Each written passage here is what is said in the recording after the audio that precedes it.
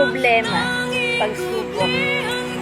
Sa mga oras na tayo'y nakakaranas ng pagsubok, problema, na tila nilamon na tayo ng takot, pangamba, na tila ba wala na tayong pag-asa, na tila ba sa tingin natin ay wala nang makakatulong sa atin, na tila ba wala nang solusyon. Manalangin ka, tumawag ka sa Diyos, manatili ka sa Diyos, magtiwala ka sa Diyos, panghawakan mo yung pangako niya. Yung Diyos, handa niya tayong saklolohan, handa niya tayong tulungan, handa niya tayong yakapin sa lahat ng uri ng problema na meron tayo. Siya yung solusyon, siya yung sagot. Manatili tayo sa Kanya. Huwag tayong mangamba, huwag tayong mag-alinlangan, mag-focus tayo sa kayang gawin ng Panginoon. Panghawakan natin yung pangako niya. Ayon sa unang Korinto 10:13, wala pang pagsubok na dumating sa atin na hindi naranasan ng ibang tao. Tapat ang Diyos at hindi niya tayo susubukin ng higit pa sa ating makakaya. Sa halip, pagdating ng pagsubok, bibigyan niya tayo ng lakas para mapagtagumpayan iyon.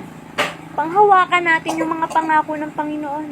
Huwag tayong manangan sa kaisipan na puro negatibo, na puro pasakit ang ating dadanasin.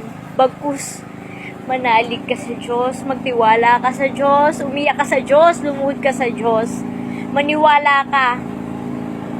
Yung himala, yung gagawin ng Diyos sa buhay mo,